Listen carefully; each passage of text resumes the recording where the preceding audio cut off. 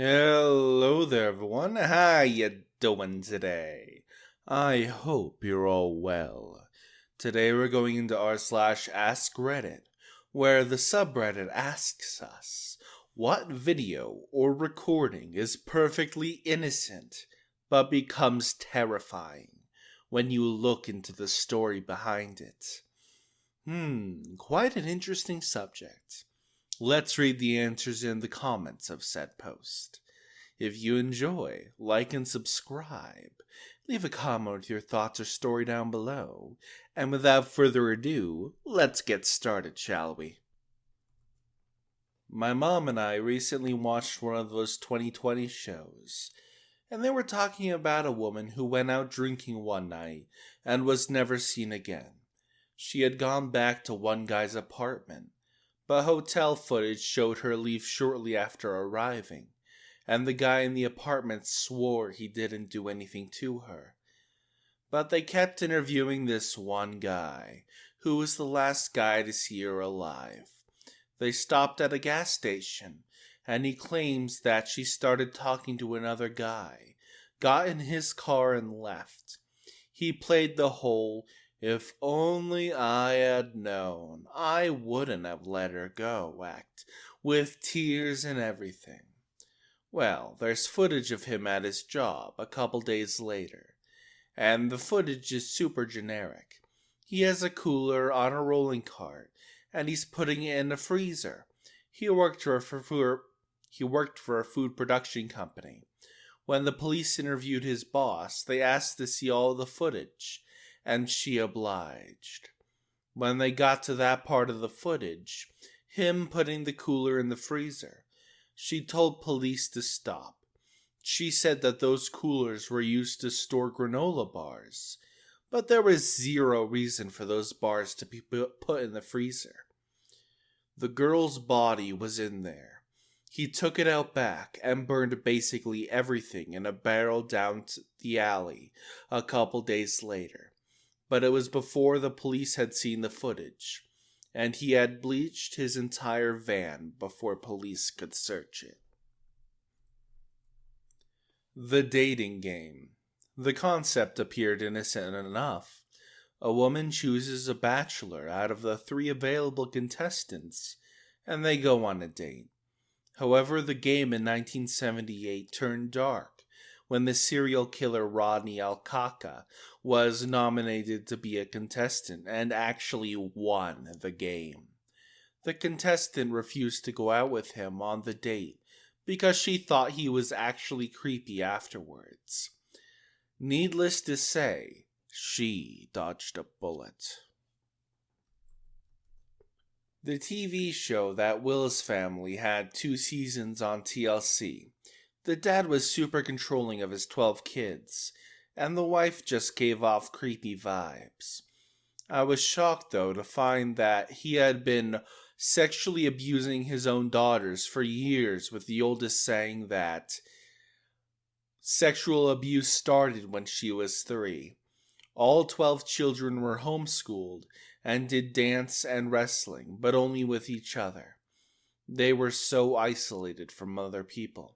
He was also strict about his daughters saving themselves for marriage, even though he was abusing them.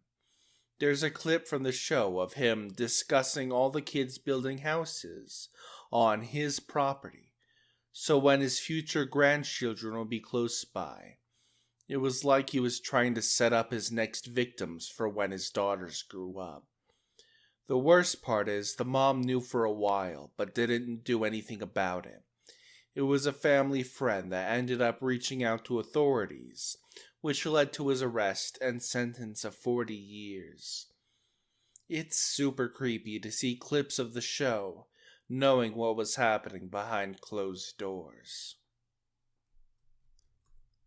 The James Bulger video. I'm on mobile and I'm a bit lazy, but there's a seemingly innocent video of a 2-year-old boy who's known as James, holding the hand of an older child. James was tortured and offed by 2 10-year-old kids who led him away from his mother for a split second at a shopping center. The song Anne Marie sings All Dogs Go to Heaven about wanting a loving home. While recording, the voice actress Judith Barcy kept crying. Her home life was awful. Her father was abusive to both her and her mother, and would often threaten to off or hurt them. Judith died before the movie came out. She and her mother were offed by the father, and then he offed himself. She was just 10. What about the video that was on Tosh.0, where there were two girls and the dad tied them in the playful way to the bed? But it was really like a creep tutorial on how to do this to kids, so the creep could do what they wanted. Tosh said on the show it was creepy, and the guy's whole YouTube channel was weird. A few months later, the FBI or something investigated it, and turned out the guy was a creep to children, abusing the girls and exploiting them on his kids' YouTube channel. That video looked creepy innocent until you found out the real story. The 2004 tsunami videos. People having fun on an oh so gorgeous day, enjoying the now very wide beach, not knowing the wave of death coming towards them. When the 2011 tsunami hit, I was in high school, taking mostly computer classes. I can't tell you how many videos I watched of CCTV, live streaming, and so on, of videos of cars being washed away, buildings full of people being inundated with water. Even one video where you see people rushing up a hill. An elderly couple can't keep up, and honestly it seems as if they just give up. I'm fairly certain they got washed away. That day was tragic. Carmen Miranda's last performance. Carmen Miranda, the famous singer and dancer of the 1940s, performed on the Jimmy Durante Show on August 4th, 1955. At the end of her performance, she briefly dropped to her knee, but popped it back up afterwards. She later died of a massive heart attack that same night. I don't know about innocent, but if you cut out the ending, the video leading up to Bud Dwyer's self-unaliving seems so normal. Just another guy on TV getting harassed by reporters over the latest controversy. If it had cut there, you could just air it on the evening news, and nobody would know someone died less than 20 seconds later. It's just disturbing. There were teens who were filming a TikTok who found a suitcase in Seattle by the sea, only to discover later the suitcase contained 2 bodies. Well, there was a celebrity in the UK called Jimmy Savile, who presented many BBC programs in the 1970s, especially ones with a younger audience. He did a campaign for seatbelt awareness, and was a patron for many charities for the vulnerable. He was probably the most loved celebrity for decades. After his death, he was revealed to be as the country's worst child naughty offender, who used his fame and proximity to children to abuse them. Any picture or TV footage of him near kids was probably shot just before or after he had assaulted someone. Actress Melissa Benoist was on Jimmy Fallon in 2016. Sorry for the typo in words. She told a story about a time she fell and tore up half her face and one of her eyes. She made jokes about it and no one really thought about it. Last year, she revealed that one of her exes was very violent when together. She revealed that the story she told on Jimmy Fallon was a cover-up story. The real story is her husband at the time had thrown an iPhone in her face. It's so creepy knowing that the ex was almost definitely Blake Jenner, who she's starting Glee with. I can't bear to rewatch any of the season his character is in. It creeps me out too much. That set must have been hell for her, too. What with Leah Michelle also hating her. A news reporter is interviewing Stephen McDaniel about a missing woman, Lauren Gidding. During the interview, the reporter tells him that a body was found. It turns out to be her body, and McDaniel just kind of mentally shuts off.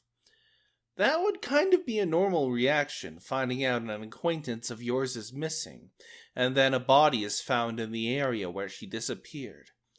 The kicker is that McDaniel is the one who offed her and hid Gidding's body, and he's coming to the realization that the police found her, and he's officially fricked. Definitely quite eerie. I saw a low-quality video that first showed a street from the view of a balcony. Then the camera shook rapidly. Then it ended showing a mirror.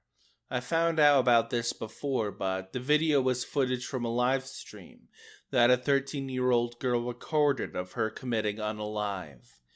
The camera shaking was the phone falling from her hands as she jumped off her balcony onto the street, and the phone ended up in the room because it fell back into it. Besides being rather disturbing, this incident felt a bit too personal just from reading it, I will be honest. Oh my god.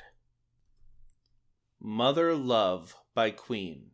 Freddie got most of the song recorded, but Brian has the last verse.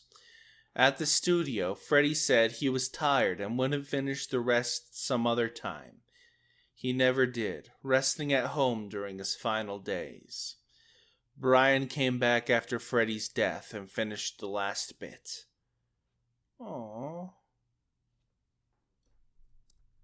Back in the 90s, there was a segment on the Jenny Jones show where a guy confessed that he had a crush on a male friend. The guy was so embarrassed by the appearance that he shot and killed someone 3 days after the taping. Damn. Maybe not that innocent to begin with, but extra creepy knowing the truth. A video of a gray parrot named Bud saying, "Don't frickin' shoot!" He witnessed his owner being murdered by his wife. Bud also mimicked both sides of verbal fights, alternating between two males and a female voice. I believe the parrot testified in court. The wife was convicted. Edit. Bud did not testify. Sorry to get your hopes up. He was, however, a useful witness during the investigation. In bird culture, shooting your husband is considered a dick move. That one part in Super Size Me, where they're talking about how Jared Fogle is so good with kids. That aged like milk. Rotten, sour milk. Ugh. Chris Watts pleading for the return of his pregnant wife and daughter. He confessed to killing them all the following week. A popular 18-year-old CSGO YouTuber uploaded a reveal of the supercar he had just bought. His Steam account, containing around $100,000 of in-game items, was banned 6 months later, causing him to have a serious mental breakdown. 2 months after his ban, he drove this car, 100 miles per hour, down a San Diego highway, the wrong way in an attempt to commit self-unaliving. He crashed head-on into a van, offing himself, a mother, and her 12-year-old daughter. Look up the Hart family crash. One of the victims was a child who had been in a viral video/photo for hugging a cop during a police brutality protest, and later was murdered by his parents after years of horrific abuse. The interaction looks a whole lot more like a child desperately in need of help, rather than the feel-good moment it was made out to be at the time. Oh, God. Damn. Well, on that less than stellar note, we're gonna be ending today's video. I hope you'll enjoyed these honestly disgusting stories. If you enjoyed, like and subscribe, leave a comment down below, and hit the notification bell. I will see you all next time. Hasta la pasta.